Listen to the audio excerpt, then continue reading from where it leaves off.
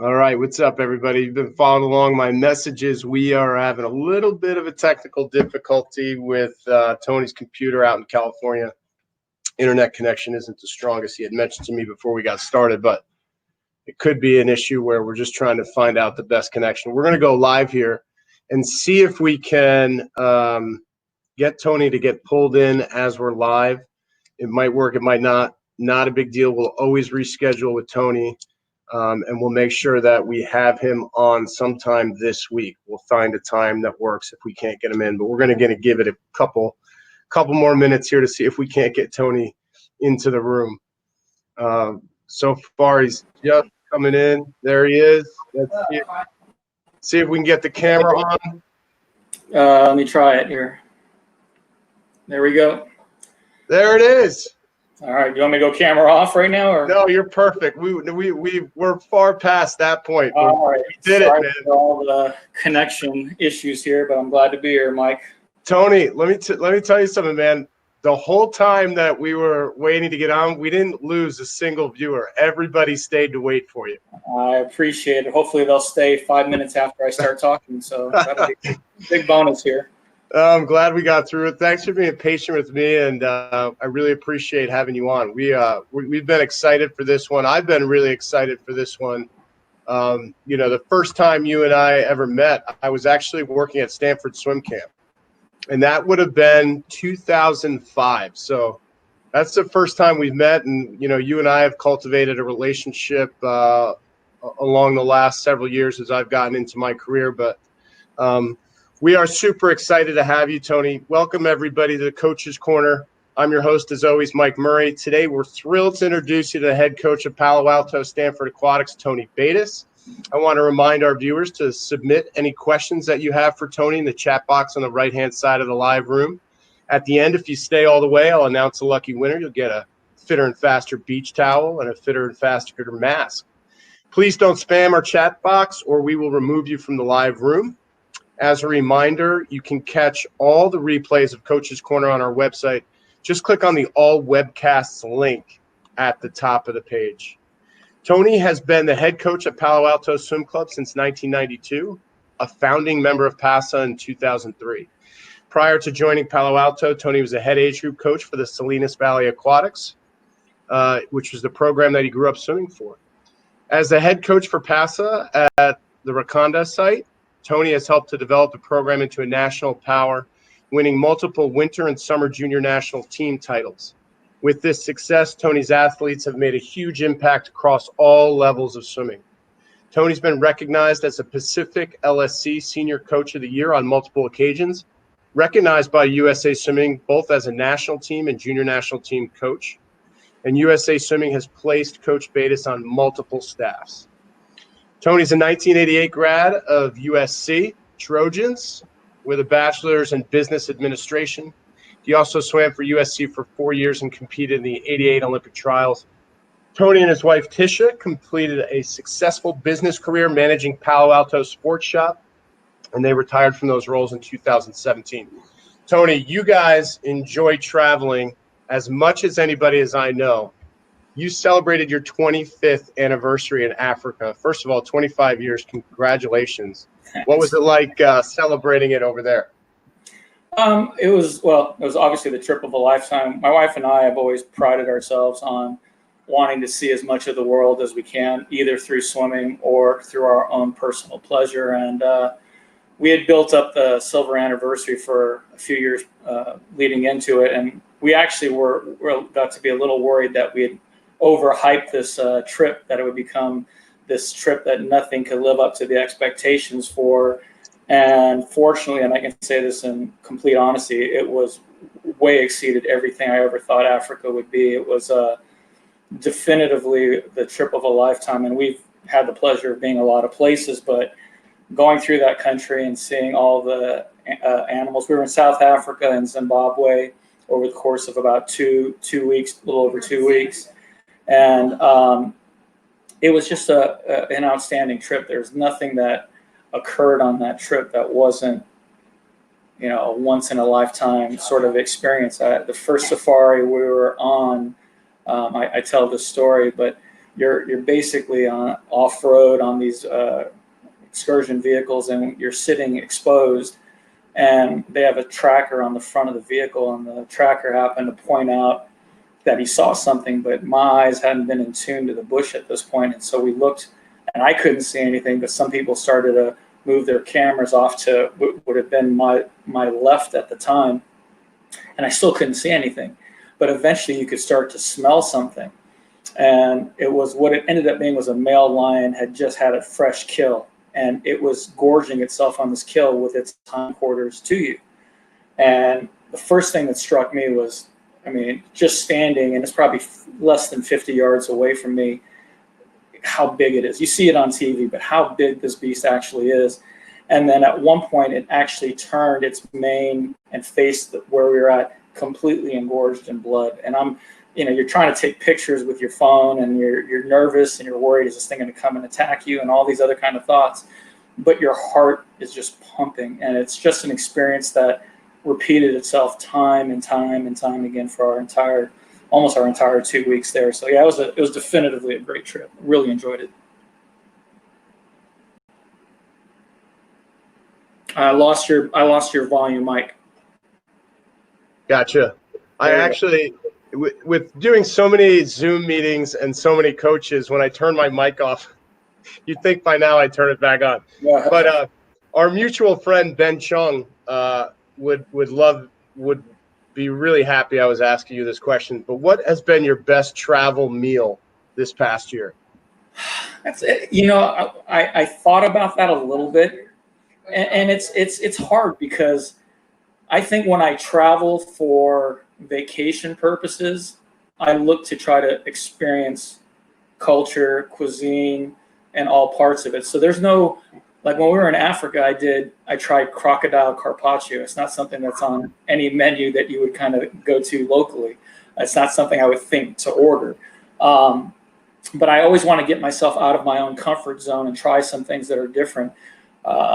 This year, because of varying circumstances, we traveled to different places. I went to Berlin for the World Cup with our athletes in the fall, and one of our coaches, Carlene, ordered, it was a specific German delicacy, and I forget the name of it right now, but it was basically a giant pork knuckle fried. And this thing came out on the plate. On the menu, it looked pretty good, but it was massive.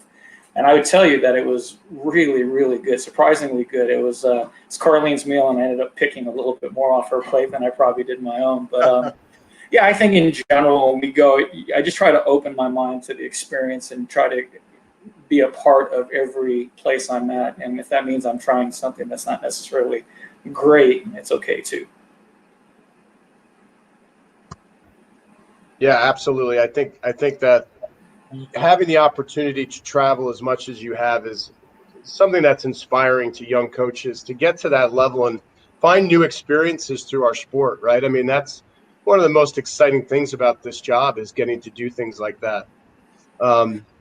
Tony, you and I talked for a little bit in pre-production about what some teams have been doing during the COVID-19 shutdown.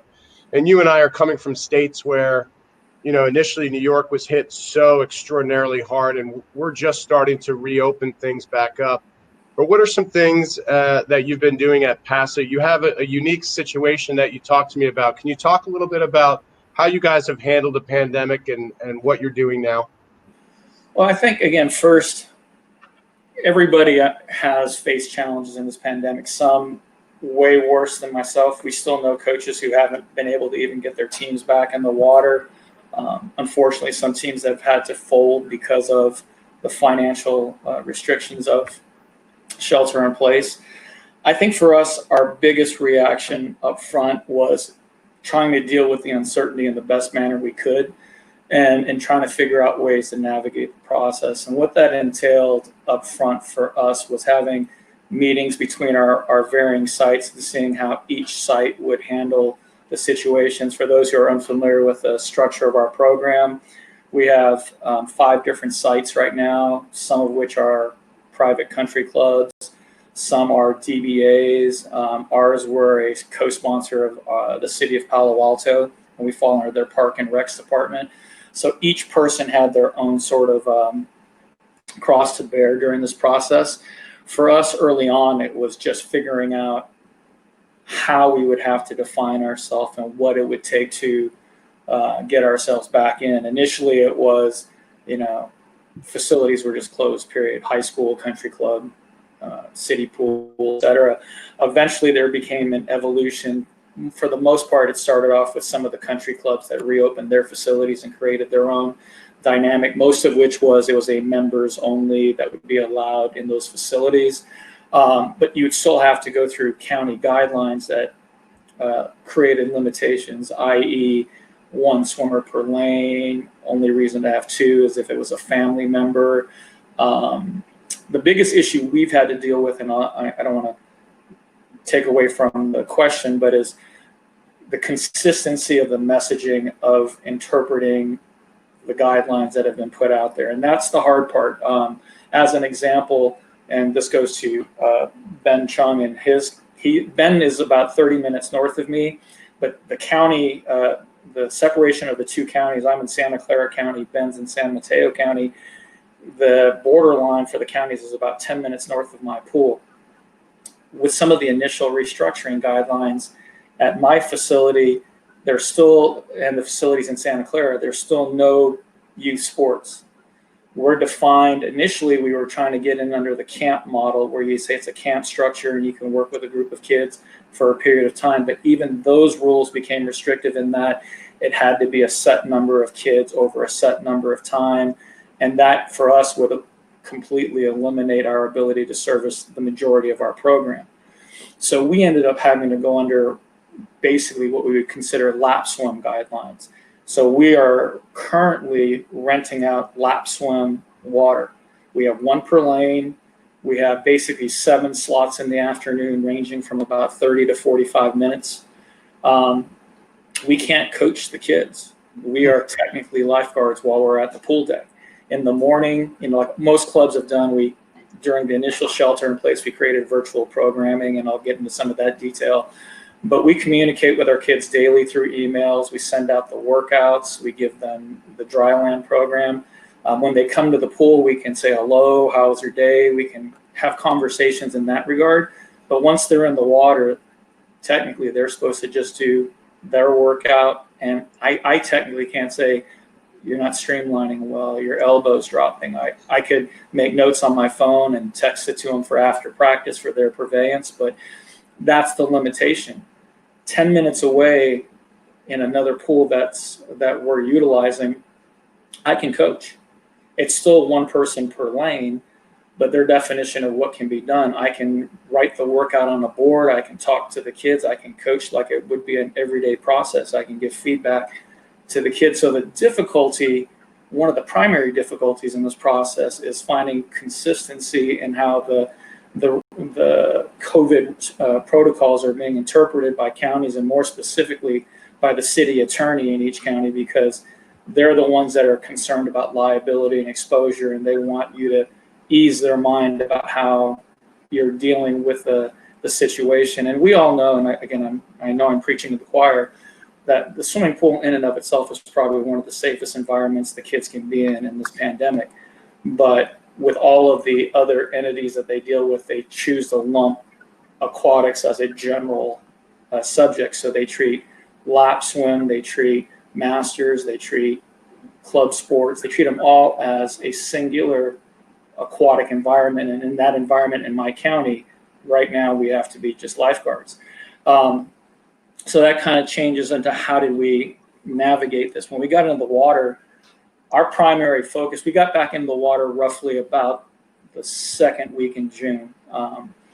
And taking a small step back, what we were doing in that prior 3 months of shelter in place and trying to navigate COVID was, from a structural side, one of the most important components, I think, of any team, and for our site specifically, is culture. You spend years in developing the culture for your program, what's important for your site, what's important to the development that you are helping these kids navigate through. We all feel the same way. We have the pleasure and the privilege of sharing a journey with a group of young swimmers through their from 5 all the way up to when they leave to go off to college. Part of that process far exceeds how fast they swim or how many times they go to practice or everything else. What it really entails is how are you helping them to develop and navigate the journey that they're on and give them the benefit of your experience. So for us in Shelter in Place, the immediate structure was, what can we do? Social media, group me, emails, to keep our kids engaged, keep them involved with their teammates, their friends. Every club did this. I don't think that we did anything that was outside of the norm. What I would say that we did was, especially early on, the decision was made, and early on a lot of clubs were thinking about, well, how do we keep our club engaged, and who do we keep engaged? Do we just keep the older kids because it's important for them to get ready for a competition? Do we segment it all out, or do we really and truly try to maintain the integrity of the program? For us, it was a no-brainer. It was from 5 to 18. Everybody needed to feel like they had a place in our program. Zoom meetings, again, 5-6 months ago, most of us didn't know what a Zoom was, any of these avenues for virtual programming. We all had a learning curve to kind of get over. But I think, like my wife specifically, early on created tasks through GroupMe and through virtual programming that was little or nothing to do with the importance of a certain stroke technique or a certain set or a certain swim meet. It was, how can we keep our teammates engaged? And they had challenges that they did daily and weekly. I remember vividly one time my wife she broke her group up into small groups within a Zoom. They had their own Zoom rooms, and she created a scavenger hunt for the kids. And so each Zoom room, which maybe had 5 or 6 kids in it, had a list of things within their house they had to go run around and find within a period of time. And I just remember walking by the screen and seeing 6 little boxes of kids running back and forth in front of the screen trying to find a comb or orange or whatever it was. That to me was as important as some of the technical and some of the guest speakers we brought in, because I think at the root of it is what we were trying to do is say, hey, we're still a program. We're still a family that cares about what's going on currently in your life. As we progressed through this, kids got tired or were starting to get tired of being on Zooms every day because they had to do that for school and for other components of their life. And so how did we address that? From the senior side of it, it was very simple. I am known to at times, and probably I'm going to be as part of this meeting, I can ramble a bit. I can go on and talk. And my kids understand that, and I can recognize that in them. And I think the important part was to get voices into those meetings that would give them a different perspective. Whether it was, we're fortunate to work with a sports nutritionist, and we brought her into the meeting, and her complete discussion that day was making smart decisions during Shelter in Place. Don't just go to the cupboard because you're hungry and you want a snack. It was a fascinating 30-40 minute meeting. We had a sports psychologist come in and work on how do you deal with certain parts of this environment. We had national team members come in and talk about how they're dealing with the environment. And again, I think a lot of this holds true for a lot of programs, but we made it, I think, at least in my mind, I try to make it valid to where they were in the moment. Initially, everybody's trying to figure out, well, what's going on?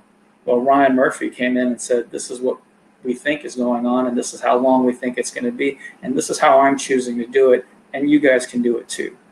And as we got to the point where we needed to bring the nutritionist in, and when we brought the sports psych person in, at some point I even brought in an acting friend of mine who I just happened to be a teammate with at SC, and we hadn't talked honestly in probably about 15 or 20 years. So when I reached out to him, this process in general, I think the one thing as a coach I can say, I've called more people, coaching professionals, people who swam for me, people I grew up with as a child in this process, and we shared and learned and grew with the experience.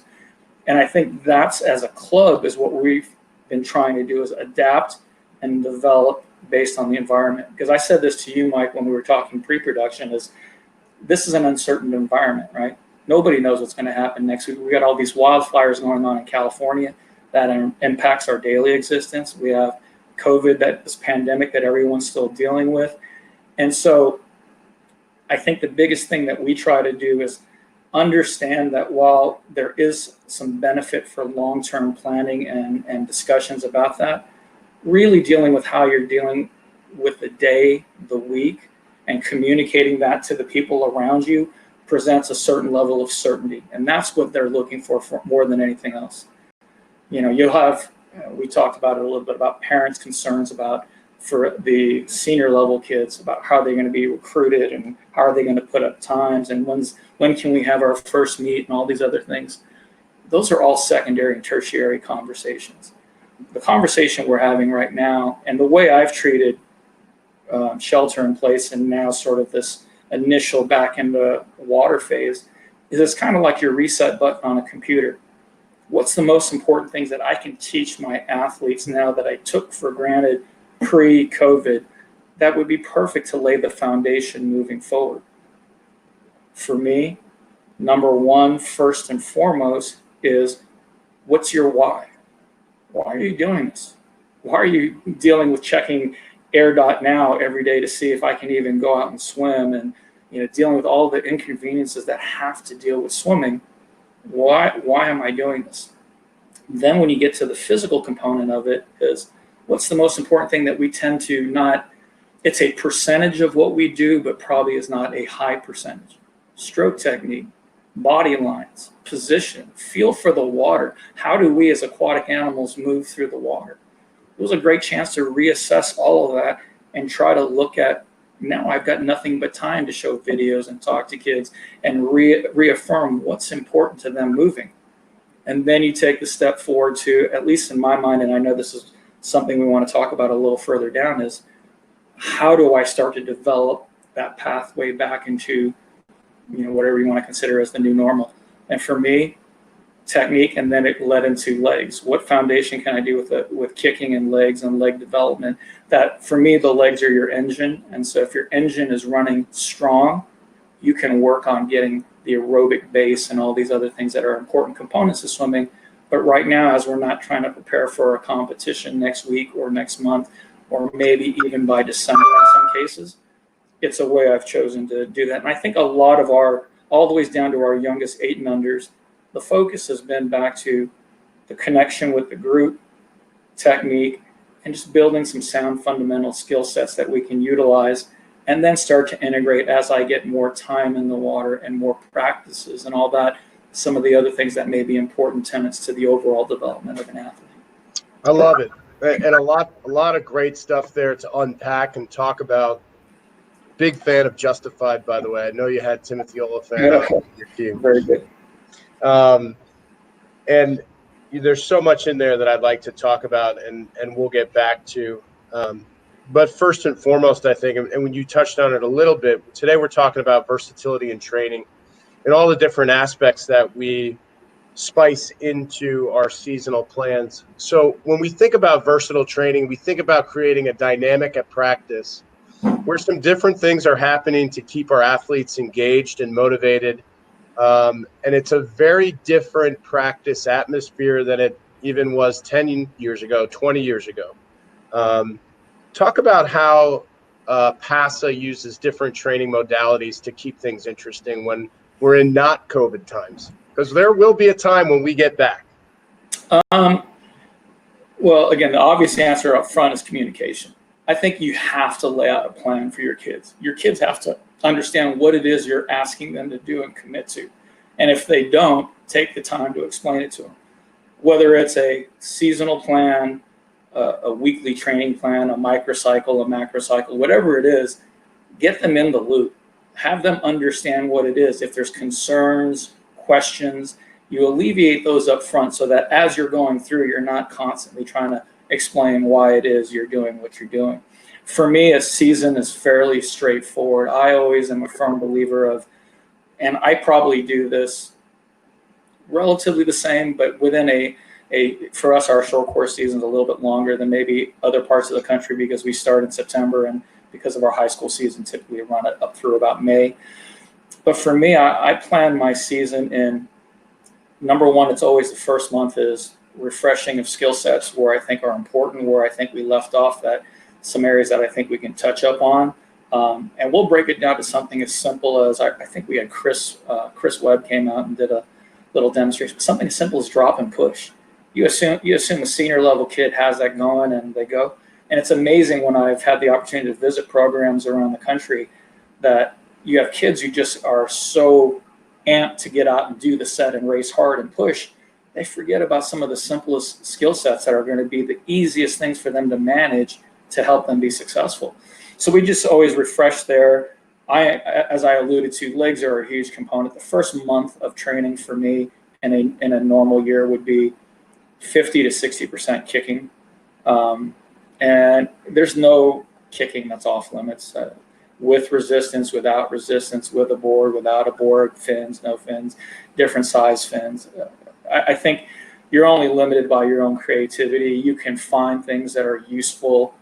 An Australian friend of mine did something as simple as grab a bunch of old surgical tubing belts, just tied a long piece of rope and put a sponge on it and had them do kicking with a sponge resistance. And again, I think depending on the age of the kid, it's all appropriate. I think the more you can develop what I consider the engine, the easier it is for them to work on body line, body position, and then working on building the layers of aerobic conditioning and eventually speed development and anaerobic conditioning. So for me, I think a lot of it is based on, within that framework, I only am willing to move forward. And this even goes, Mike, down to a singular practice. I said 4 weeks. If it takes us 6 weeks to get our legs to where I want them to be, then that's what it takes. If it takes 3 weeks and we're knocking it out the park, then that's what it takes. I think too early in my career, a cycle or even a practice, I wrote this practice as 7K, and we have to get the 7K in, even if everybody looks like garbage and they're not doing anything correctly or whatever. And through trial and error and a lot of years of experience, for me, the importance is getting to each specific checkpoint along the developmental process and keeping the kids engaged by giving them what it is you're looking for. The more clarity you give, not just the group, but the individual person who's, hey, you're doing a great job, you're trying really hard, you're making a faster kicking interval, but your ankle flexibility is still a little weak. Let's put a little bit, 5 minutes extra a week on your own, work on your ankle flexibility. I think that creates the bigger buy-in, because I know with these kids, it's not the retention rate, but the engagement rate has trickled down over the last 10 to 15 years for varying reasons. We can get into social media and phones and all these other things as reasons to limit their engagement. But I think that what this group of kids needs is a little bit more tangible individual feedback to keep them engaged in what you've already explained to them as the overall process. For me, I don't think I do anything out of the ordinary. Some people will say there's some things that are creative, but I would tell you what I try to do is, I would say we're a moderate volume program as a general guideline. Kicking is our, if it's not number one, it's in our top 3 at worst. I don't like to do a lot of things slow. And as a general statement, it's a very broad-based statement. And I know at one point we're going to talk a little bit about recovery. But as a whole, if I'm asking you to drill, I want you to drill fast. I want to see how you're able to hold that form and that specific skill set under duress. Because there's not many times where you're going to do a right arm freestyle drill slow where that's going to automatically translate. Now, if a kid needs to have it broken down to see for themselves, that's okay. But if I'm doing 10-25s and it's meant to be a specific drill, I want it done well. So we tend to do things at a high velocity. We mix a lot of gear in there. And some of the things, I would tell you probably the most recent, and when I say recent, it's probably the last 3 or 4 years, we do a lot of pulling, but pulling where we kick. I had the pleasure at doing some conference, some place where I was speaking, and Dave Durden was talking, and he was doing a little bit of talking about, at the time, training Ryan Murphy and Jacob Pebley. And he said one of the things that he had them do a lot was have paddles, buoy, and fins on, and swim a lot of backstroke sets, 200-300 meters. And his reasoning was, when you have the buoy on, it forces your kick to be a little bit more narrow, a little bit more consistent, a little bit faster. And I thought about that a little bit more, and I thought, for long axis, that has its ramifications. And we started to do that a lot. We would do stuff where we would start off the set with maybe an ankle strap, a buoy, paddles, and a snorkel. But as the set progressed, we'd move the ankle strap up to their knee, force them to kick with the buoy on. Eventually, we would take the buoy off, but they kept the ankle strap on, and they're still kicking. And the emphasis, while they're generating power through the pull, was to recognize that you still need to have your legs there with the timing of the stroke. We did that a lot for free and back. I tried it a little bit with breast and fly, buoyancy issues. There's still some times where I think it's relevant, but that's probably one of the things that I've done recently in training. I think the more you're able to kind of get a big picture of what you want an event or an athlete or a stroke to look like, then sort of taking the steps back and breaking it down to where you think it's important within your training, I think has the best sort of overall long-term effect. And that's kind of what I've tended to do. You know, I can give you answers on volume and amount, and Sure. but I think from the standpoint of how we're doing it now, we're trying to build to where I feel like if we get to a point where I have 2 hours in a pool and I want to get 6 or 7K in, my kids have all the technical and engine support to do that and do it in a manner that I feel is important to what they're doing. And that goes with stroke count and everything else in terms of swimming efficiency. Fair to say, Tony, that it's a part of the programmatic plan to use some different equipment, to change out what we're doing between sets. That keeps the kids a little bit more engaged, right? Other than saying, all right, we're going to go 5 200s with paddles, freestyle. Now we're going to go 5 200s. We're going to go 2 with fins, 2 with paddles, 1 without. You know, is it fair to say that's part of the programmatic plan? Keep your kids engaged?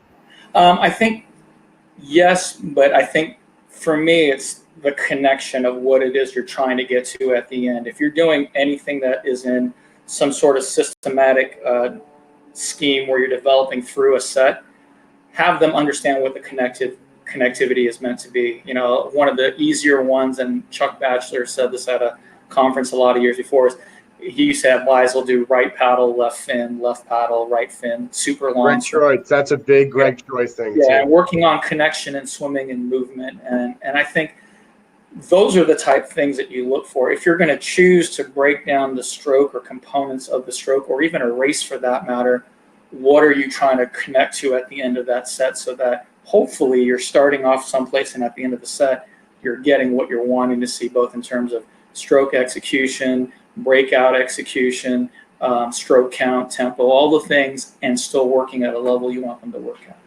Absolutely.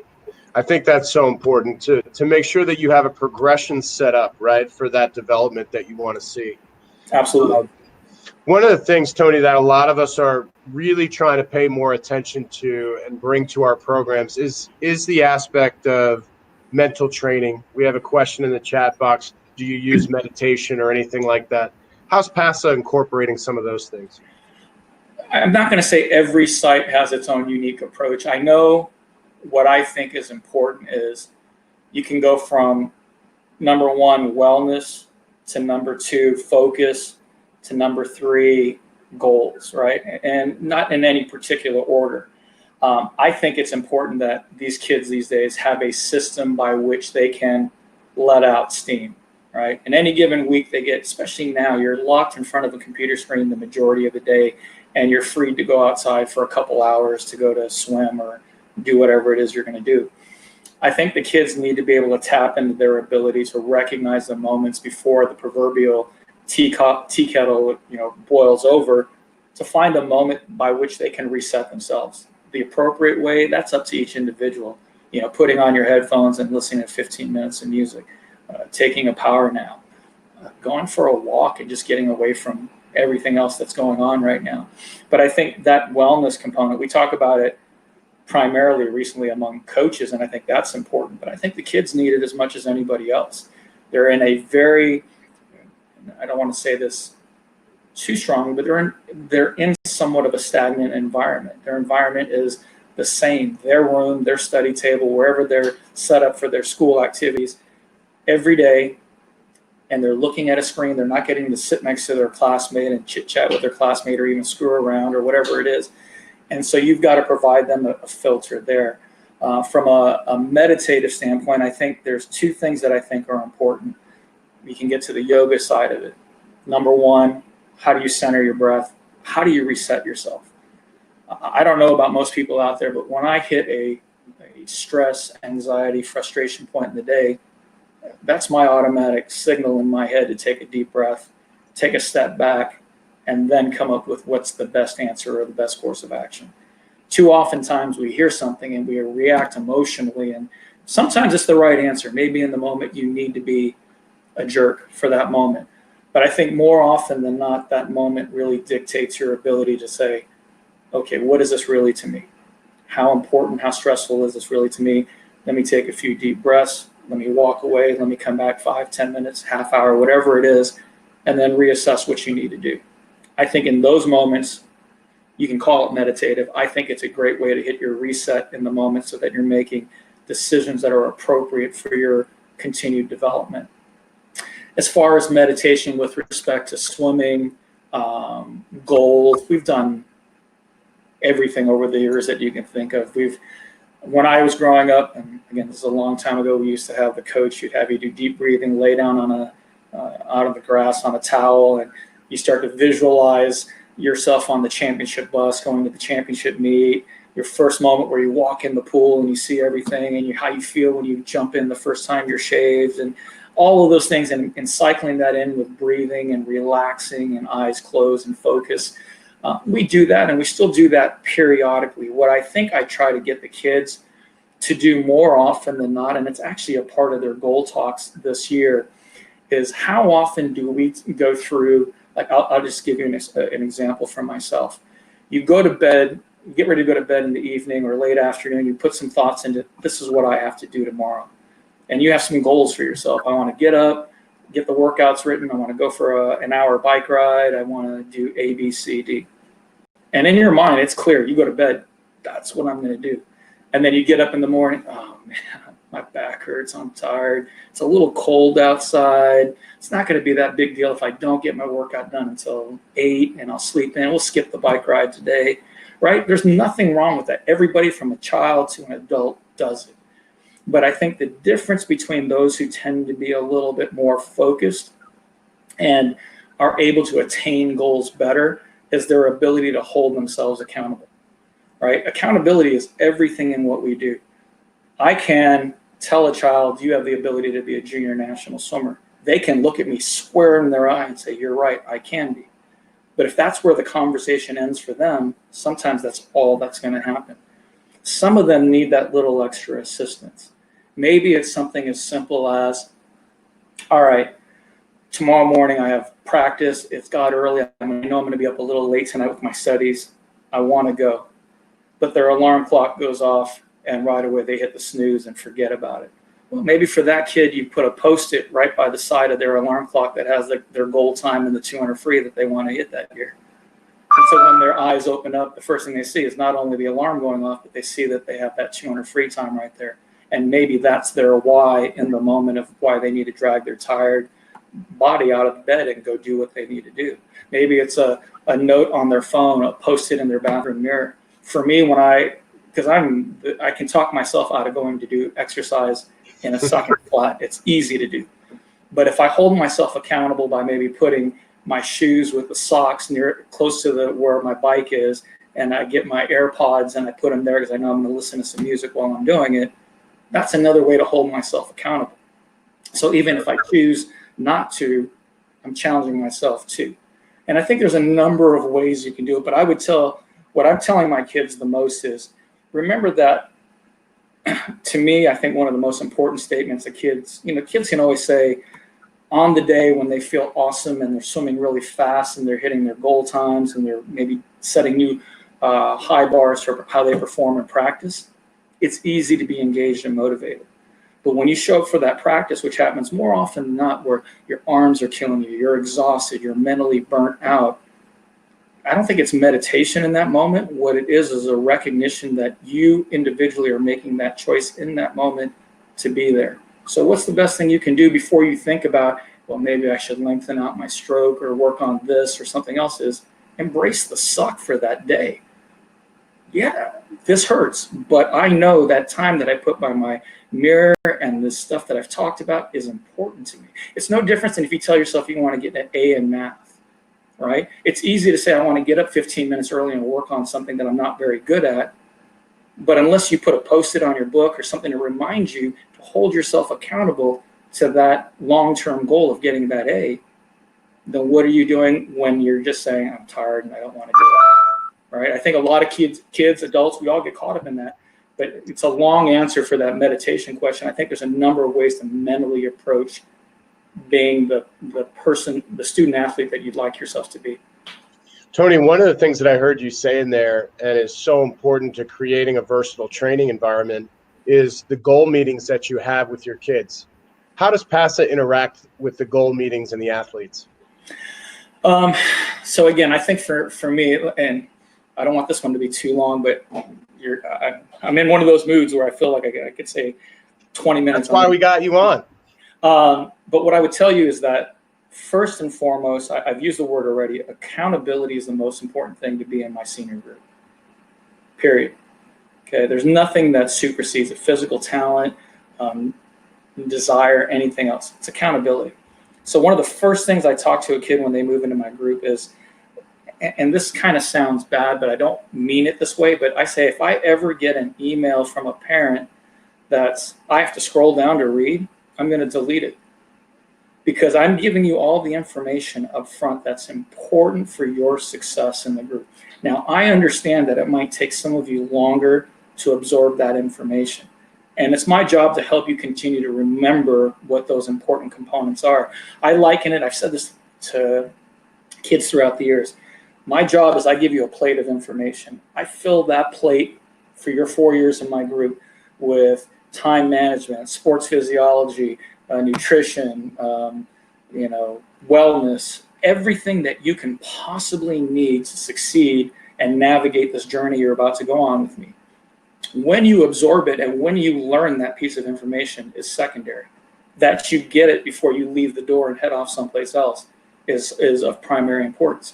So in goal talks, I always lead it off with, you've given me, typically my goal sheets are 3 or 4, sometimes 5 questions that are relevant to the prior season, the current season, and what you'd like to see yourself to do maybe 12 months down the road. Some questions about their taking ownership in that environment. This year's, it was simple. I mean, we're doing, how did you consider yourself as a student athlete pre-COVID? How did shelter in place reshape some of how you viewed yourself in that light? When you got to summer and you were out of school, what were you doing? What skill sets were you picking up that were going to help you adapt? Moving forward, how are you going to utilize all of that to become the 2.0 version of the person you were pre-COVID? Now, again, every kid is going to have a different answer. Some of them will write down a one-sentence answer. Some will write an entire page on a question. But that kind of gives me some insight into the athlete as to what I need to get them to look at with respect to themselves and how they approach what they're trying to do. The times on a piece of paper are easy to talk about. They really are. That's the easiest part. Some of them will undershoot their skill sets and their talent level. Some will overshoot. And my job in that respect is just to kind of amplify the things that they have to do within the framework of their approach to swimming. That's going to give them the opportunity to. I've always said, and I don't know if this is going to work out on the screen, but if your goals are set up here, but you're training at this level, then you have 2 options, right? And those are simple options. The options are adjust your training levels and your approach so that you can meet your expectations of your goals, or reassess your goals. And I think coaches are reticent to hear this, I'm going to lower my goals, but maybe that individual suddenly this year chose to be in student council and they work as a volunteer at a hospital after a couple days a week, and they're doing a lot of other activities that are as important to them. We're biased swim coaches. We're always going to say, raise your level up to your goals. But the reality is, for some of those kids, adjusting their goals to meet what they can actually give to the sport might be the appropriate answer. And I think that's where you, as a coach, you have to kind of get away from the bias that we all possess. Johnny can go 48 in the 100 free this year if he really applies himself. Well, Johnny really only wants to train to be a 50-point 100 freestyler because of all the other activities that are important to him and his family. Right. They're absolutely right there. And understanding that as a young coach is a real challenge. And that's a pitfall that I think a lot of us fall through, is because you see the potential and they don't necessarily always see the potential. And then you'll have a breakthrough where you inspired some change in an athlete who reaches that next level. And then everybody's not going to necessarily always take those steps. So learning to manage that, I think, is important. One of the things that you said there really resonated with me, and it's always been the same in any program I've ever worked in, is if you tell me what your goal is, I'm going to live there every day. And it's my job to remind you that this was the thing that you said you wanted to do. So here are the steps we need to take. And I think as you get older, you start to realize that, well, maybe they weren't 100% sure that that's what they wanted to do. So what you were talking about there with your goal setting really resonated with me. And how often do you find that the athletes are taking that next step with their goals, that it's really important to them? I think there's a certain level of emotional maturity, right, that plays a role in this. Yeah, I think one of the harder jobs of a coach, and I would just say an educator in general, is your ability to read the room, to understand where a person or persons are in a given moment. Like for me, part of our pre-COVID every day was we would meet for 5 or 10 minutes, whether they were going in for Dryland. I had this thing called Teaching Tuesdays, where on Tuesdays I would talk to the kids for 45 minutes or an hour before we got in and swim. And sometimes it wouldn't be relevant to swimming at all, maybe just life in general. But I think in those moments as a coach, you get a sense, you can read the body language and the facial expressions of the kids and who's engaged and who's bought in and who's checked out. And that allows you to kind of make the adaptations you need in a practice. Sometimes it entails scrubbing what that workout was meant to be. Everybody looks wiped, everybody's coming in sullen, and you've got a hard aerobic overload day written for them. Well, maybe you can try it, but the reality is maybe you should look at it a different way and see what's going to be the best for those kids. And I used to not be that coach. Again, I said earlier, I used to, if I wrote a workout, we were trying to get every yard in, right? You had to get it done in that time frame. But I think reading the room and understanding where your kids are, and it goes the other way. I think there's sometimes where you see a light bulb go on in a kid's eye, and you recognize that they're ready to make a breakthrough. They're ready to make a jump, whether it's in a specific skill set or in their ability to train a little bit harder or race a certain way that maybe you hadn't seen them do before. That's a moment you need to capitalize on as well. Sometimes it means a group discussion, more oftentimes than not. And I've really developed a way to just kind of, I don't hold kids up on the wall in a practice and talk to them for 30 minutes or 15 minutes or 5 minutes. There's usually a sentence, a couple of key catchwords that they understand and they know what I'm about. And that's my way of re-engaging them into what's important in the moment. Forget about everything else that's going on. This is what you need to focus on. I think the more I do that, the more I see their willingness at the end of a practice to come back to me afterward and say, yeah, thanks for that, because I was really distracted. I got a midterm tomorrow and I have a group study project that I have to go do right now, and I'm really distracted, and that helped me to stay focused in the moment. I think those are the things that allow you to do the things that you want to in a workout and read the room better as a coach. I think what I always say to my kids, and I've swum for both ends. There are some coaches who are really demonstrative. They're the ones who want to throw the clipboard and every once in a while have the colorful language and say some things that aren't appropriate. But there are those who just never say a word at all. They just put the workout up on the board. And you have those that are effective communicators and they choose to do it in a timely motion. For me, this is me right now 100% pissed off, and this is me 100% elated. I try to sail that line. Okay, there's probably 2 or 3 times a year where I call the kids to the corner of the pool and we have a very come to Jesus conversation. They understand in that moment they've had a couple of days of things that just haven't held the line of what they said they wanted to be. But for the most part, I put it back to them. I put it back to the captains we elect. I put it back to the goals they put on a goal sheet. And I try to communicate that in a manner that they understand is important, so that I don't have to spend, my entire week correcting things about behavior, motivation. All I have to do is remind them about things. One of the great things that I stole from Terry McKeever was she does this thing called pods. And for her at Cal, her pods are typically centered around a freshman swimmer, and she surrounds them with 3 or 4 upperclassmen who are really responsible for making sure they navigate their freshman year in a positive and productive manner in and out of the pool. For us, we do it a little bit differently. We have about 6 pods in our group, freshmen through senior, guys and girls all have to be within a pod. That pod internally are responsible for knowing each other's goals in and out of the water, their moods, helping them when they need that help. My group is 44 kids in a senior group. There's days where I don't talk to a specific kid, not intentionally, it's just the workout is going and I might not get to all 44 kids in a set. But each athlete there knows they have a resource every single day of the week, every time they're in the water or out of the water for that matter, to help them navigate the process. Tony, how important does it become for your athletes? How badly do they want to be one of those pods? I also heard you mention captains, and team captains are something that not many clubs do. So if you can talk about, number one, the significance to your team members about being a pod leader or being a captain. I think this all ties back into culture. What is it that you want your program to be? Right? Our pool is a place where you can send your child as a 5-year-old and 13 years later when they head off to school, they've built a lifetime of friends. They've had a lifetime of great experiences. They've learned the highs and lows of swimming, and they've had a lot of really good people to do that with. So what do our captains have to do? Well, our captains, they nourish our culture. They're not just captains to the senior group. They're our team captains.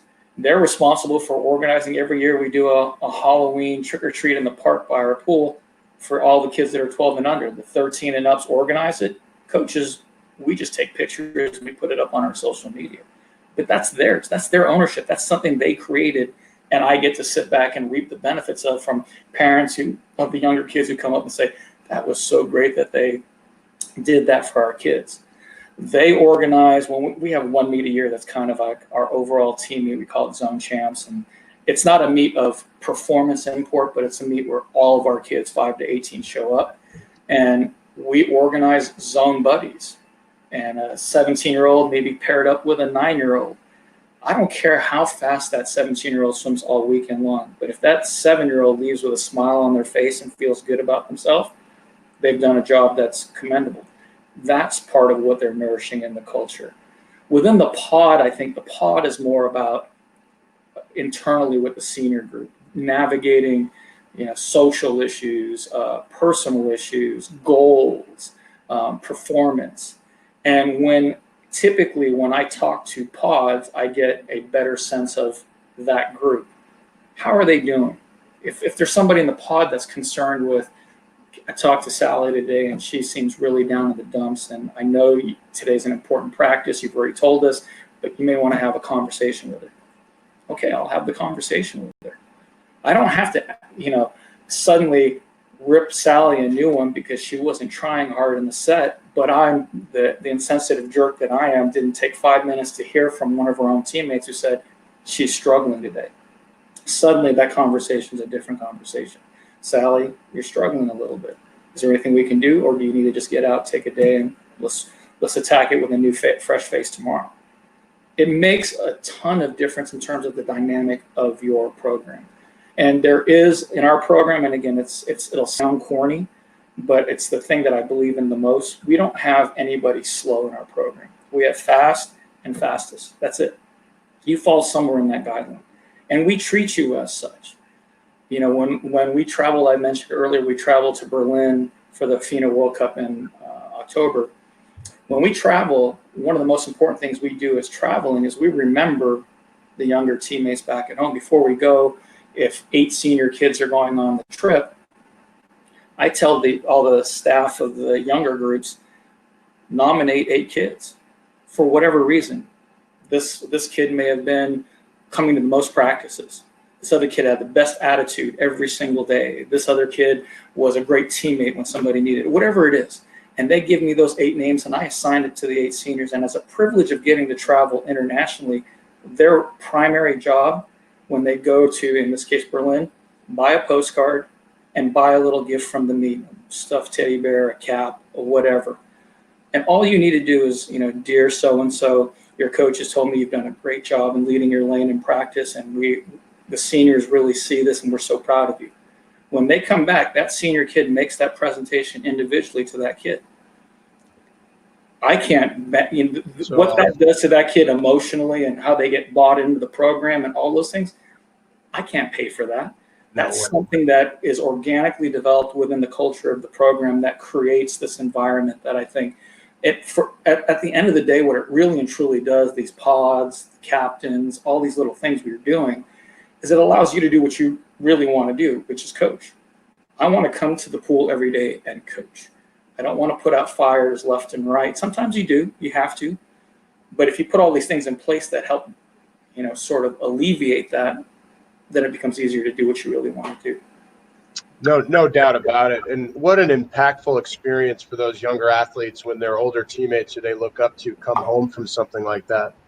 And this is the kind of thing, we're talking about versatility in training, but these are the things that make versatility in training possible, right? When you have athlete buy-in and when they trust you. And, it's just so interesting to hear some of the different ideas that you've rolled with. And the captain's thing I love. I mean, I think that's great. That's not something that a lot of club teams would never do.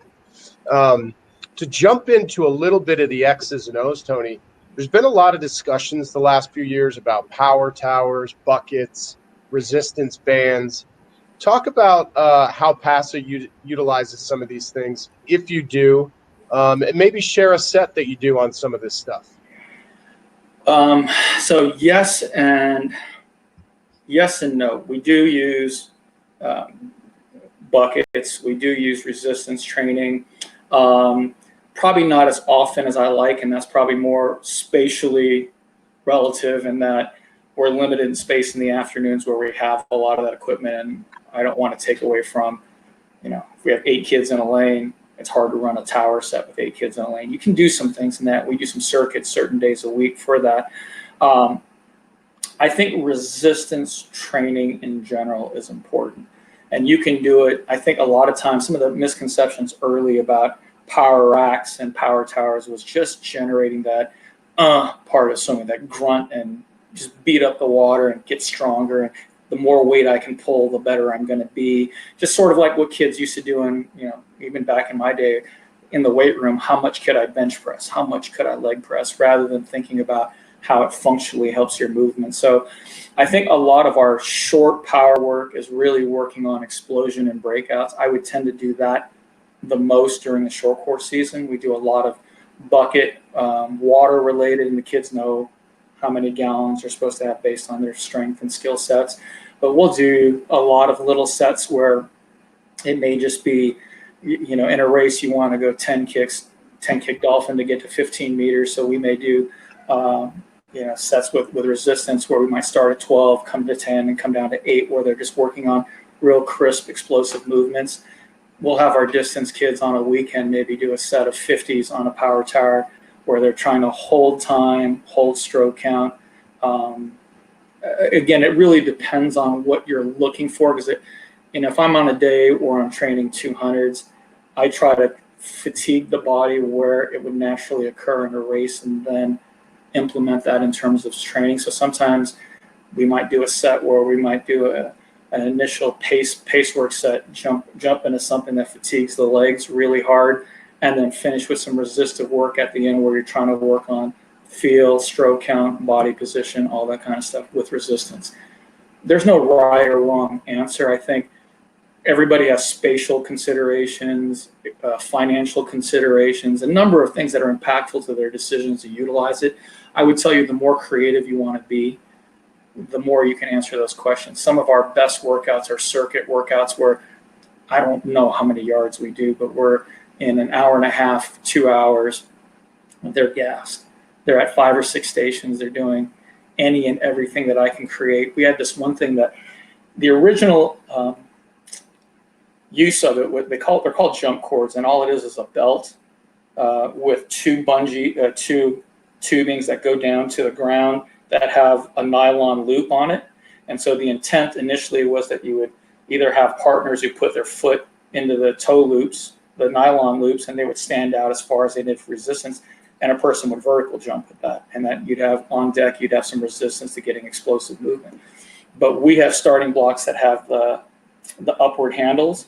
And so we hook those same loops over there. We put it around their waist, and they push off the wall, stomach back. They maybe get 2 yards out, do a flip turn and push off hard, and resistance. And they learn how to hit their line, hit their body position, and have resistance.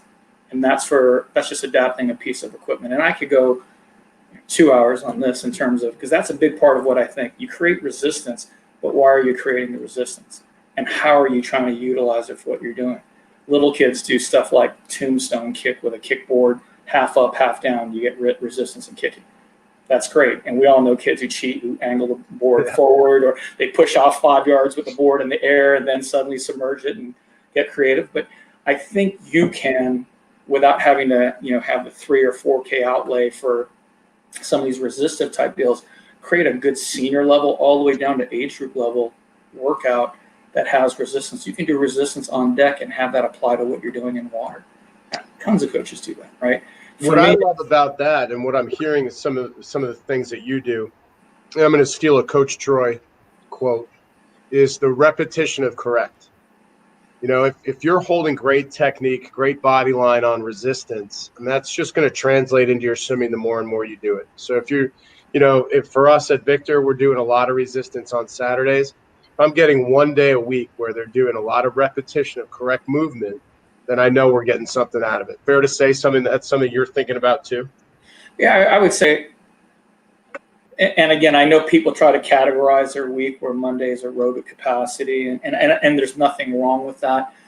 I think the more you create resistance, even in a training set, aerobically speaking, and it doesn't have to be anything outrageous. It could be something as simple as this ankle strap I'm talking about. But you create resistance and force them to be aware of body position, body line, body movement, stroke count.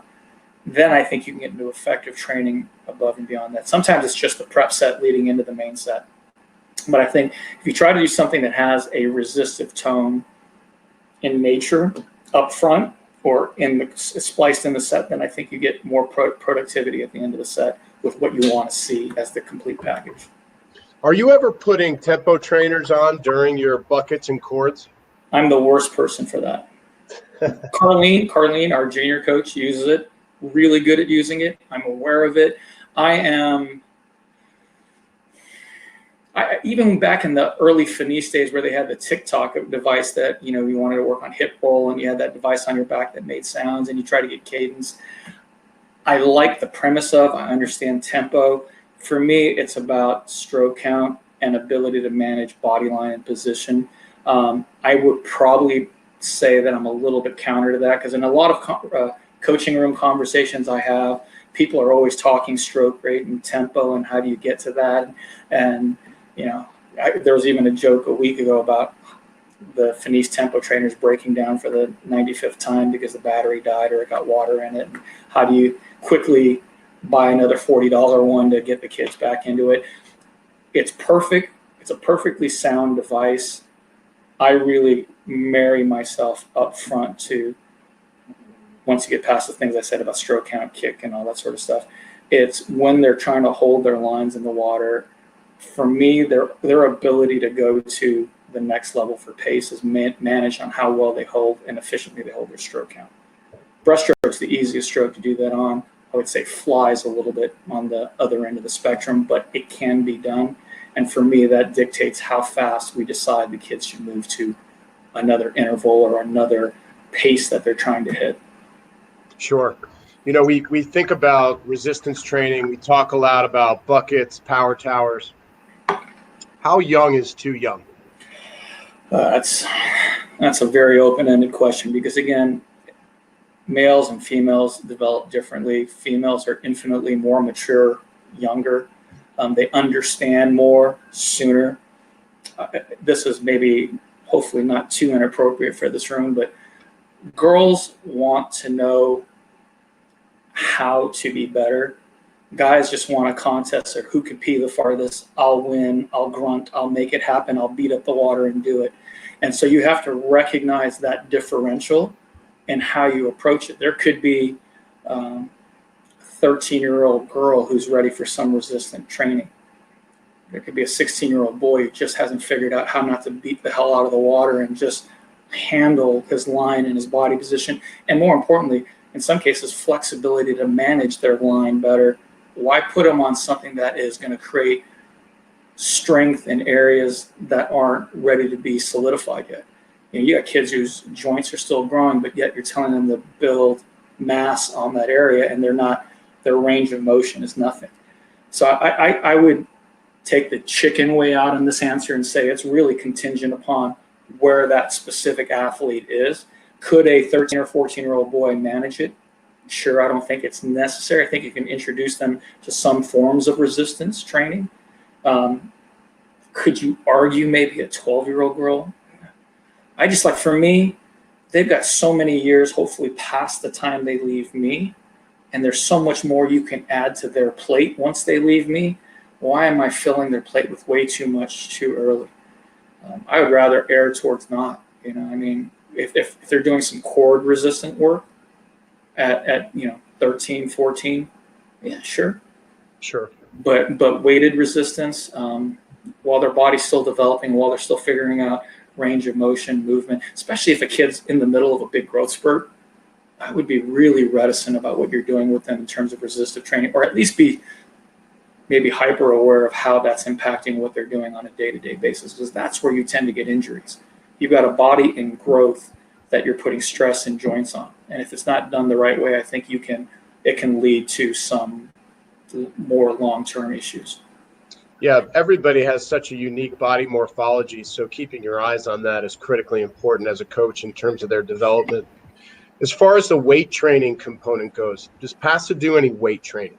We don't have the typical, weight room, Olympic lifts. What we've done for a lot of years is some form of the Bridge Dryland program and its offshoot.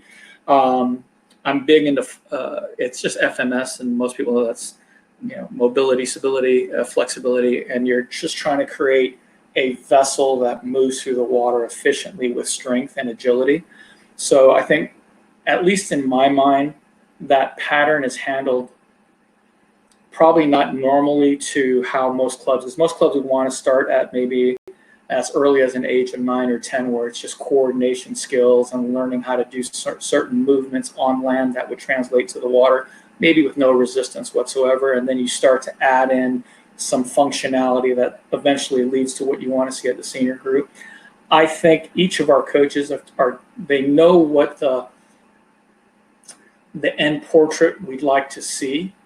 And so during their time frame, they're being introduced to things that in that developmental pathway helps to get to them to that picture. I don't think any of the kids really up to age maybe even 14 on land, 13, maybe 14, start to do anything where there's any sort of weight, whether it's a med ball, a dumbbell, kettlebell, anything like that. My senior group, we do programming 3 days a week for roughly, right now we're doing it 45 minutes. And it's mostly broken into components of what I think are important. We have a core leg day, we have a core upper body day, all dealing with connectivity, and we have a day that's somewhat a little bit more cardio based that also infuses some overall connectivity with the body. I had the pleasure of going to NC State and Virginia in January of this year for about a week, just to kind of be a fly on the wall. And I got to spend time with both strength room coaches there. And what was amazing to me was the simplicity of the equipment that was being used, but the intensity level and the consistency of output that was being given by the athletes. Vertical jump, explosive movements, treadmills, a lot of things that to see any one exercise, I wasn't, holy cow, that exercise is something I've never seen before. But the way they were doing it, the intensity level with which they were doing it, and the consistency of the output is what, when I came back, was one of the primary focuses I had for my kids, is that if we want to be athletes at the next level, it's not that you necessarily need to bench 250, but you need to be able to push and pull and jump and be explosive. Like the Virginia pull-up, I was watching girls do pull-ups that was phenomenal. And I make a priority for pull-ups in our program, and to watch how they were doing it, and with resistance and consistent effort and being really excited about it. Wow. You know, like typically you tell your kids to do pull-ups. You have some that are, yeah, I'm good at it, I'm going to go do it. But you have a lot that I suck at it. Can I put my foot on the wall? Somebody hold my leg? I'm watching, 20, 25 college females just eat it up, and then right after that do an explosive vertical jump test. And so I think everybody has their own unique environment. I don't have a gym. We do it outdoors. When it's raining, we have to adapt. We come up with ways for strength and conditioning, but I think you have to, it's said very often, and I'll say it just one more time, how does it relate to their movement in the water? And what are you doing to create the connection between a fingertip to a toenail and create those levers of motion in the water that are going to be beneficial? And so if you're doing something in Dryland that you can correlate to that, I'm not going to tell you it's wrong, but make sure you can back it up. Because I've tried some exercises that I thought this would work. Doesn't work. Okay, then don't keep running into the brick wall. Do something different, right? Sure. I think that's probably the best way. At what age at PASA are they getting on land and starting to do things on land? When they're on our team, when they join. I think, again, we started yoga about 1.5 years for kids, and we offered it for every age. Your ability to center, breathe, have a sense of body awareness, spatial awareness, how to move, especially kids in growth, when they're growing, your sense of having any idea of where you're at and how you're doing. And you get kids who trip over a curve because they just grew 3 inches and their feet are 2 sizes bigger. Your ability to recognize your own development and have that awareness and couple that with breathing and recentering and all that. I'm ashamed to say it took me 20 plus years of coaching to say that needs to be a consistent part. And it's not expensive.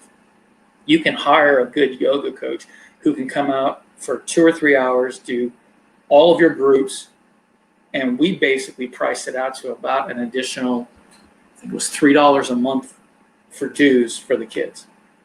And the feedback from the families about how positive they thought it was, and the immediacy with which you could see some connection with some of these kids, night and day.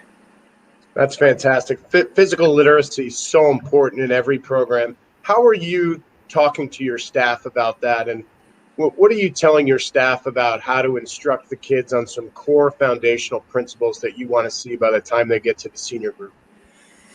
So this is going to go against some normal training files, because I know a lot. I'm sorry, I'm just having to respond to one thing really quick.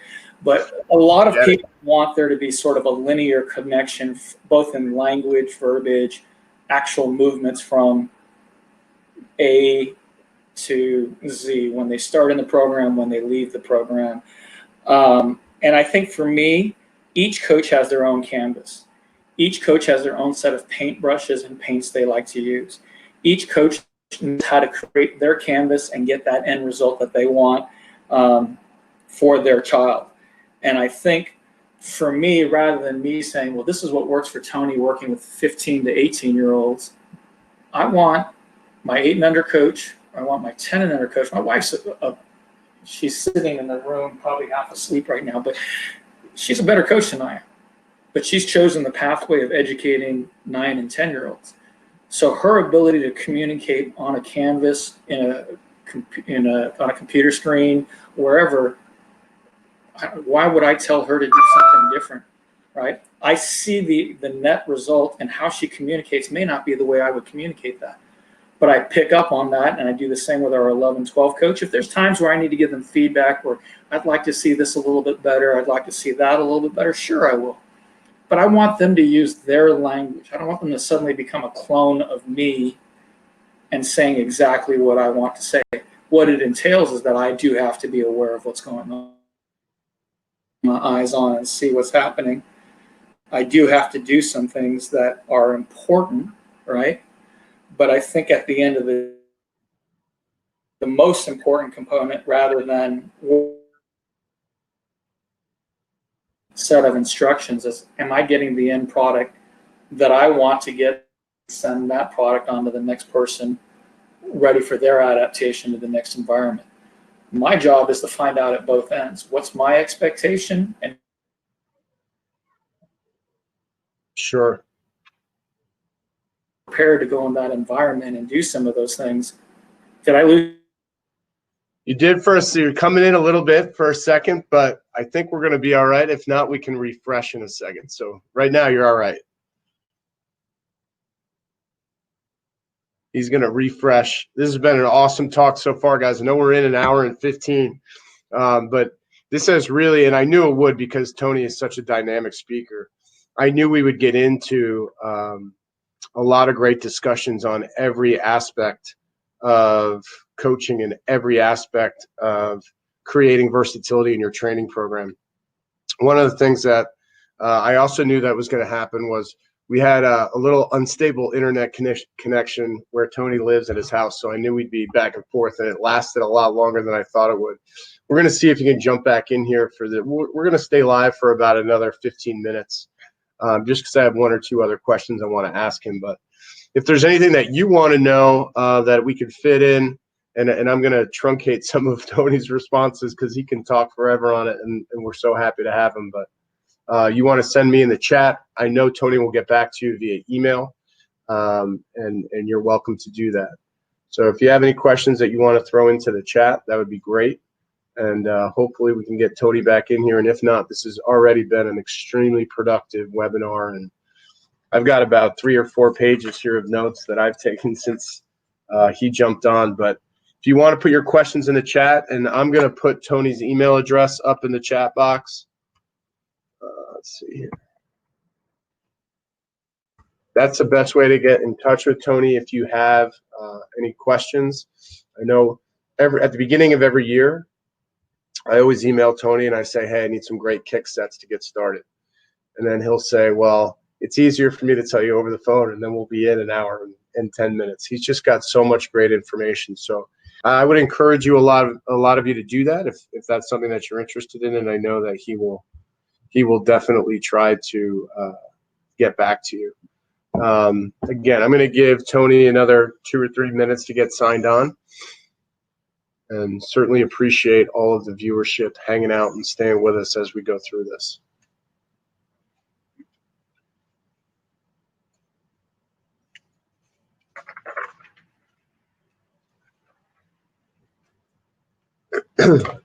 Just texting me right now.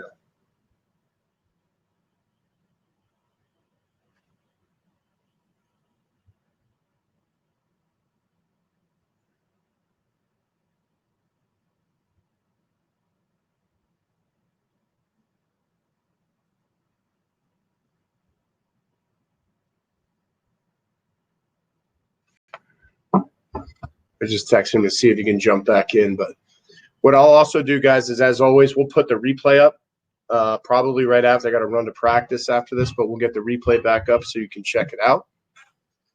And if you want to recommend guests, every week I'm taking recommendations from guests for guests. I would love to hear your recommendation. And you can email it to me right there.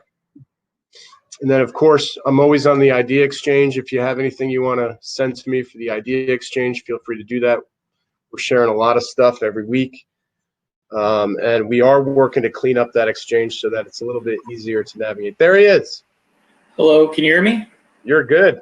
All right, sorry about that. It's my And daily. we didn't lose anybody. That's how great you're doing. I'm bribing people here. I gotta send out some checks in the mail here. All right, what's next? I did share your email address with everybody, Tony, in case they had Absolutely. questions to ask you, and I know you're always open about that. One thing that I did want to talk to you about, and it's part of versatility inside of the training program, because I've always admired the way that you speak to your athletes post-race. Are there things that you're doing programmatically at practice that kind of set them up to have the expectation of how you're going to react to a great swim, how you're going to react to a poor swim? You mentioned that you're very even-keeled, but are there things that your athletes know to talk to you about post-race, or are you kind of taking charge of that dynamic? So without making it seem too convoluted, I think in the development process, I think the kids learn what I look for, what I expect, and I think most coaches do this. You set parameters both in terms of a workout, a warm-up at a meet, a race performance, and you set some guidelines by which you want them to execute depending on where they are in the time of the season. My conversations, mostly pre-race with the kids, are just affirmations of what they already know. I don't suddenly try to lay a new, unless I really think there's an impact to saying, man, your push pace this morning was off the charts, and forget about this goal time, you're about to knock it out. Maybe I'm guilty of that at times, but I think I often tell this little side story. At a meet, my push pace times, I'm just making up times as the kids come in. I'm not that guy who, usually when I do push pace, I'm pushing like 6, 7, 8 guys at a time. They're going 4 apart. If they need to hear 23-7 and went 24-1, I'll say 23-7. If I know it's going to have the right impact for the kid. If the other kid is a lot more cognitive and wants to hear that 24.1, okay, then I'll give them this. But it's recognition of that.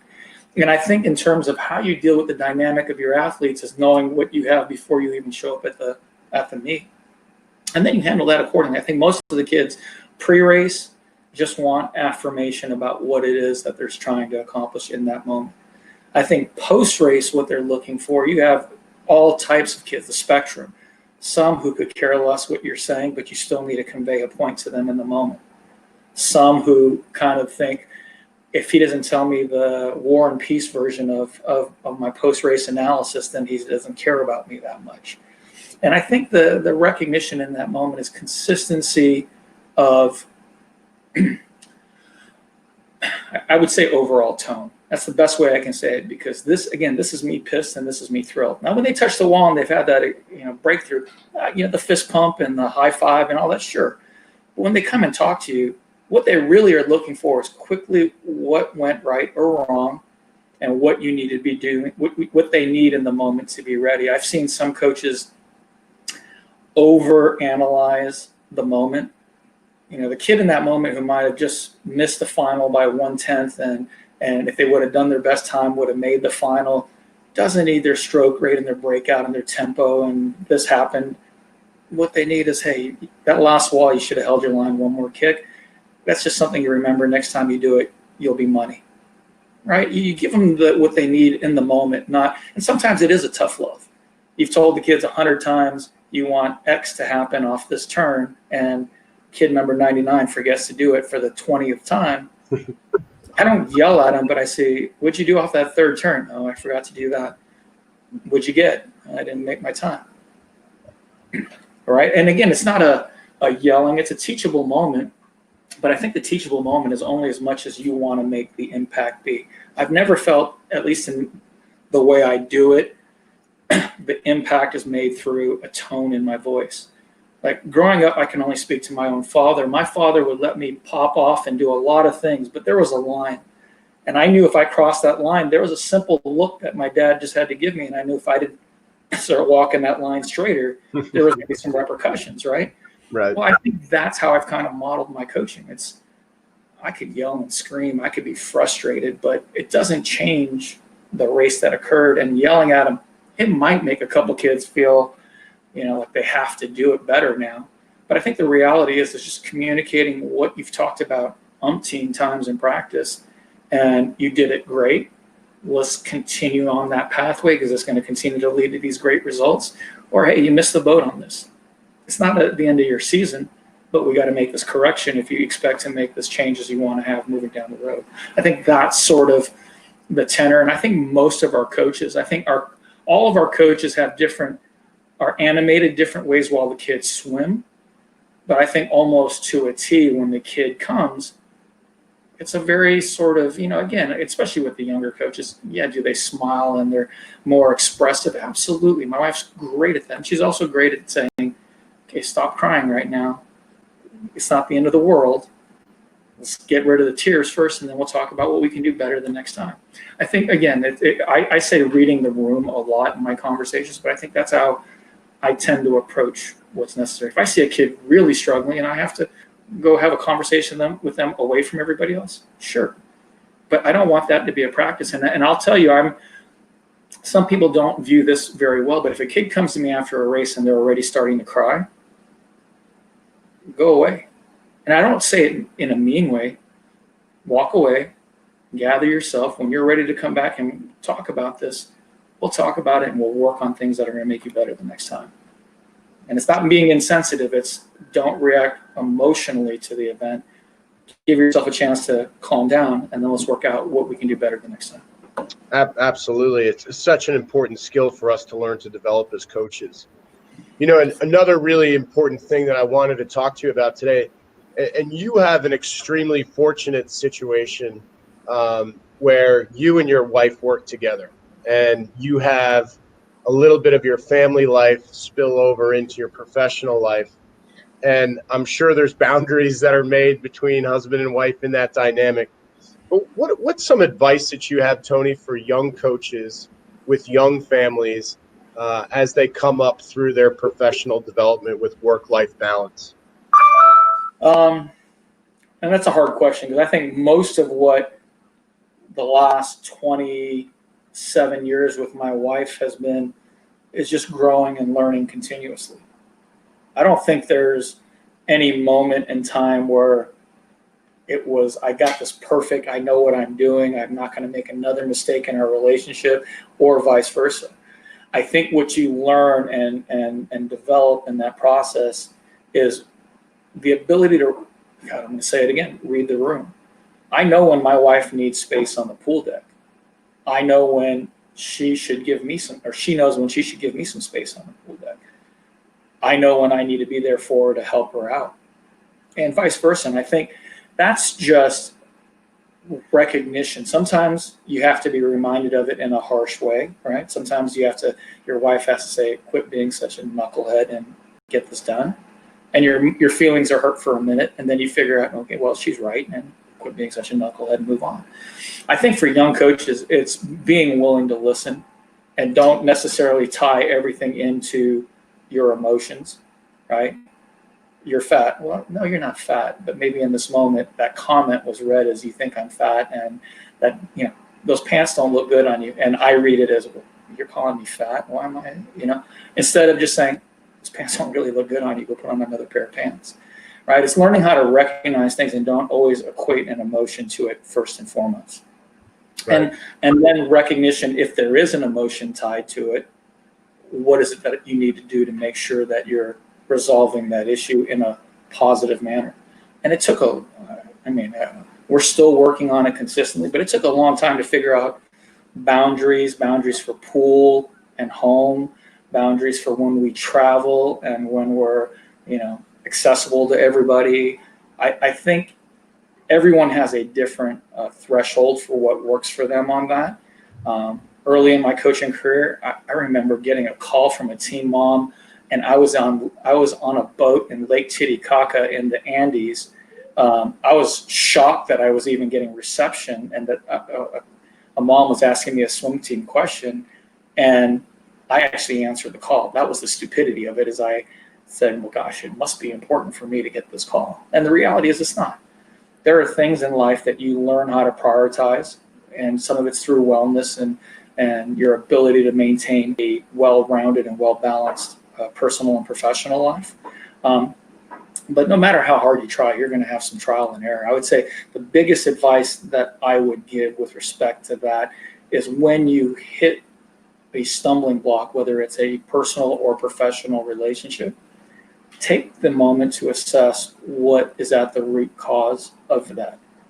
Maybe I was just being a jerk to that person for 3 or 4 days in a row, and they finally just said, hey, I'm not putting up with it anymore, and we need to have a conversation. And maybe at that moment, it's more important for me to look in the mirror, why was I being such a jerk to that person, rather than biting that person's head off for acting a certain way, right? And vice versa.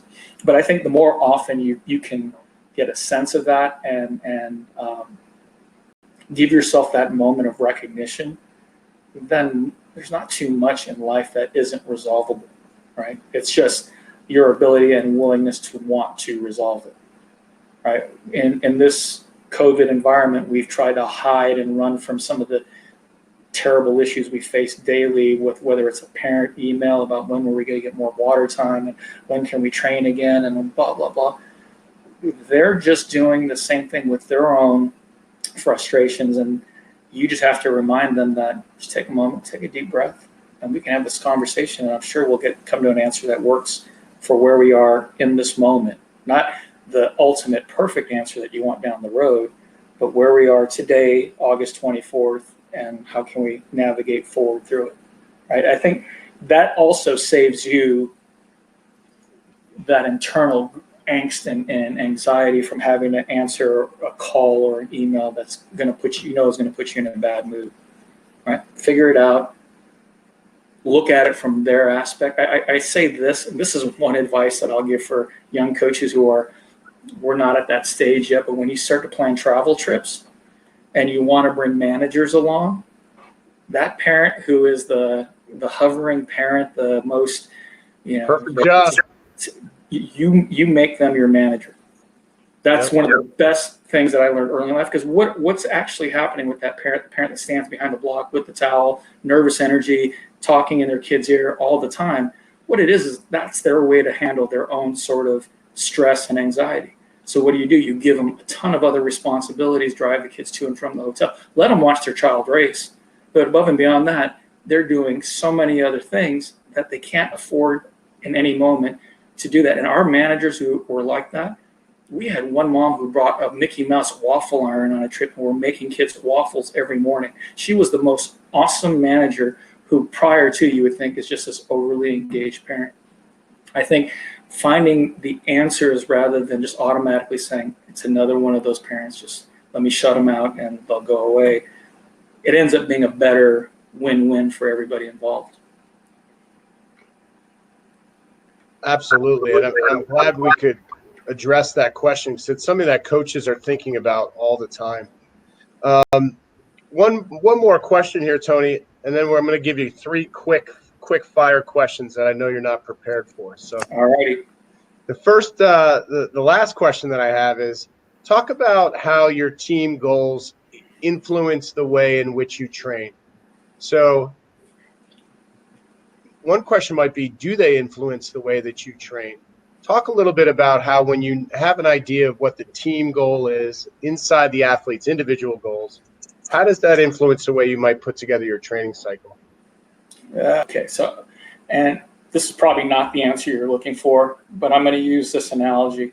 If you have a homeless person who looks down and out and dejected and disheveled and all that, and sometimes all that person needs is a shave, a haircut, a new set of clothes, and suddenly you see their demeanor, their outlook, their response 100 times better than they were prior to that. Sometimes within an environment of a program, the direction is, okay, I need to go this set for this kid to do this time, and put that out front. What the environment is we've got 40 kids that are like a family. 40 this year, I think I've got 45 right now, 44. What can I do to get every kid engaged in each and every kid? 45 kids aren't going to be 44 other kids' best friends 365 days a year. But they can all respect each other, understand the overall route that we're taking and what's important to the group, and then add in their flair where they can, their bit of their personality. So for me, how does it impact my training? What impacts my training is that every day my kids come in and they're engaged in each other, the environment, how the 8-year-old is doing.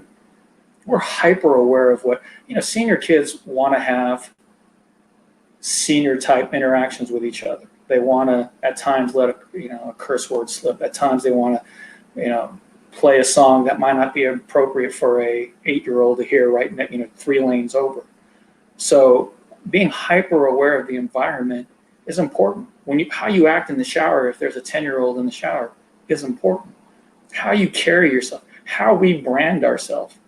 I think people out there who don't know me day to day think the only pieces of clothing I own are this and this. And it's true. Anytime I'm out in the swimming public, my brand is there. Our kids' brand is there. They understand who we are. This brand connotes in a lot of people's mind a certain feeling, a certain thought. That's our job. Families go on vacations. We ask them to take a team t-shirt for the year and send it back, and we put it up on our website. We've got people in the Galapagos Islands, Red Square, Eiffel Tower wearing our stuff. That's branding. There's not a month that goes by in a year that I don't get an email from South America, from another part of the world. Can I have one of your caps? Of course I'm going to send you a cap, even if it costs me a little bit for shipping, because I'm branded there now, right? And I think those things to me create an overall environment where the kids, when they come in, I don't have to say, please try to meet your potential. Please be fast. Please do this work. I think it's implied in what all the people who came before them did and laid the foundation for. And then at times, do I have to remind them of it? Yeah, absolutely. But I think more often than not, the work I give, whether it's the most challenging set they're going to do all season or a set that's really just more of an educational piece in what they're trying to develop, is meant with the same sort of understanding that it's going to help me get from where I am today to where I want to be somewhere down the road, whether it's the end of the season, the end of my time with this club, the end of my swimming career after college, whatever that might be.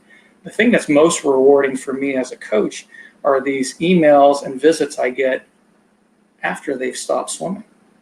When they come back, and they don't have to, but they come back and they mention and still tell stories about a certain thing that happened or a certain thing that was said. That's my reward. The times they do, the places they get, that's for the work they put in individually. For me, the reward is saying that me, along with my staff, got to share an experience and share part of your journey with you. And that you still want to come back and share how your journey is continually going. That's all I'll ever need as a coach. Again, I'll be the person on the deck pumping a fist for a great swim or being frustrated if they didn't do a great swim. But it doesn't change the fact that you're on a journey with somebody and you have a limited time compared to their overall scope of their life. And so don't waste it worrying about things that I think if you communicate effectively overall is already implied in what you're trying to do. Absolutely. What a great answer for that one. All right, these are the quick fire. We're going to conclude on these. All right. Does the 2021 gold medalist in the women's 800 free go sub 8 minutes? No. Not yet. Yeah, I would say the only, if you want just the slightly drawn out, the only caveat is if the two potential ladies in mind really get into a dogfight. Because if it's one person out there on their own, yeah, it might sound great, but Olympic finals are more about the races than the times. Sometimes they produce astonishing times, but it's more the racing. So if the two are head to head and it's a dogfight, yeah, potentially. But I would be not shocked, but surprised. Men's gold medalist 2021 50 free. Do they break 21 seconds? That's a tougher question. I'm still going to say no. Eight big men beating up the water, causing that the likelihood of, let's say, Caleb breaking it, if he did it in a time trials at Olympic trial by himself, hyped at the beginning of the meet, sure. Flat water, but doing it with 8 huge men around you, 7 other huge men around you, and beating the hell out of the water, I don't see it. It could. Again, I'd love to be proven wrong. 20-point would be phenomenal, but I would say no. I mean, the one example I use is Sarah Soystrom went 24/4 50-meter fly practically by herself. She's never been close to that in a world championship field that is filled with a bunch of people churning that kind of power and creating that kind of water disturbance in the pool. I don't care how much the lane lines eat up the waves. It's not enough to not cause some impact. And last thing, you can tell your younger self, your younger Tony Batis, 1989, a year out of USC. If you could tell your younger coaching self one thing, what would it be? I would say two things. Always preface everything with a deep breath. Always reset. Because I think I a lot of times in my young career, I responded instinctually and emotionally in the moment. And I think there were moments where that was not productive for anybody, including myself. But I think more importantly is respect the journey and always strive to learn. I'm 53 and I still every day hope to find another nugget that's just going to make me feel a little bit, I don't necessarily say smarter, but a little bit more evolved as a professional. And I think the more you can understand that and not take it for granted, I think the better that journey becomes. Tony, we went for an hour and 40, man. Yeah, it was a long time. That was awesome. Here, but I'm glad it worked out. Hopefully the one other person who stayed in this chat room the whole time enjoyed it. I appreciate everybody taking time out of their day to come spend a little time with myself. And I appreciate, Mike, you having me in here. Oh, thank you so much. And we appreciate everything you've done for the swimming community. And I know as a young coach, I've reached out to you several times, and I've always appreciated your time. Tony, I wish you guys at PASA the best of luck throughout the rest of this uncertainty. I know all of us will come out the other side thinking positively and striving to reach our goals. Thanks so much for hanging out with me for an hour and 40 today. And I look forward to seeing you in Omaha next summer, man. My pleasure. Take care of yourself, Mike. Be safe. All right, you too. All right, bye-bye. Guys, thanks so much for staying with us through some of the technical difficulties. I really appreciate it. You guys have been fantastic. Please feel free to email me, like I said, on mm@fitterandfaster.com. That's mm@fitterandfaster.com. With anything you'd like to see for future and upcoming shows, any guests that we'd like to have. Appreciate you guys a lot. Thanks for hanging with us. We'll talk to you next week. It's going to be a fantastic webinar.